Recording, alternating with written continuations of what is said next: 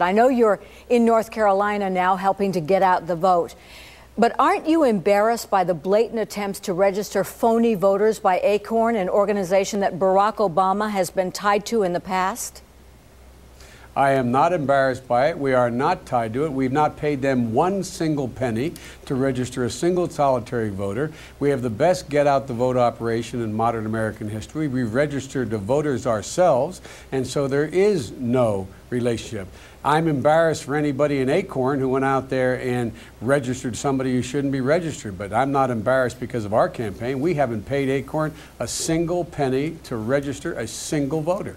But in the past, Senator Obama was a community organizer for ACORN. He was an attorney for ACORN, and certainly in the Senate, he has been a benefactor for ACORN. How has he been a benefactor for ACORN? He was this organizer. John McCain stood before ACORN not long ago, complimenting him on the great work they did. Does that make John McCain complicitous in any mistake ACORN made? Come on, let's get real here. Okay, moving on to the next question. Senator Obama now famously told Joe the plumber he wanted to spread his wealth around. A Gallup poll showed 84% of Americans prefer government focus on improving economic conditions and creating more jobs in the U.S. as opposed to taking steps to distribute wealth. Isn't Senator Obama's comment a potentially crushing political blunder? Absolutely not. The only person who spread the wealth around has been George Bush and John McCain's tax policy. They have devastated the middle class.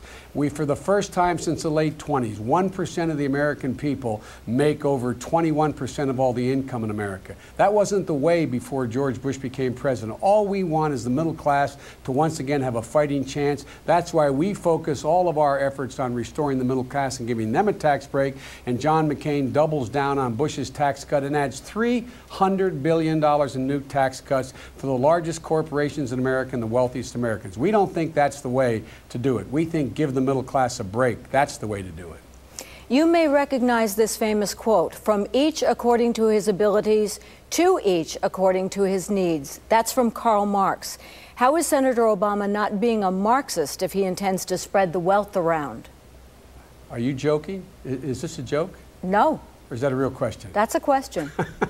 He is not spreading the wealth around. He's talking about giving the middle class an opportunity to get back the tax breaks they used to have. What has happened? Just this year, people making $1.4 million average, the top 1%, good, decent American people, are going to get a new $87 billion tax cut, a new one on top of last year. We think the people should be getting that tax break or not continue to redistribute the wealth up. We think middle-class taxpayers should get a tax break.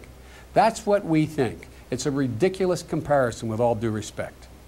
Now, you recently said, mark my words, it'll not be 6 months before the world tests Barack Obama.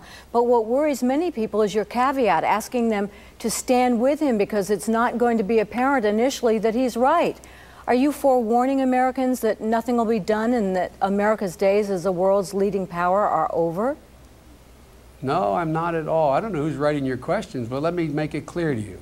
The fact of the matter is that everyone has acknowledged, from Colin Powell on, that the next president of the United States is going to be tested, whether it's John McCain or it's Barack Obama. The reason is our weakened position in the world. We're stretched thin throughout the world. Our economy's in free fall right now, and they're going to be tested. Every president is tested. And the point I was making is Barack Obama is much better prepared to handle whatever crisis it's going to be than John McCain, because John was wrong in Iraq, saying we'd be greeted as liberators, we'd be out of there, wrong in Afghanistan, saying we've already succeeded, wrong in North Korea, and saying the president shouldn't negotiate. Barack Obama's been right, John McCain's been wrong. That was my point. Barack Obama is more ready than John McCain. Getting back to the spreading the wealth question, what do you say to the people who are concerned that Barack Obama will want to turn America into a socialist country much like Sweden? I don't know anybody who thinks that except the far right wing of the Republican Party. Okay, Senator Biden, thank you very much.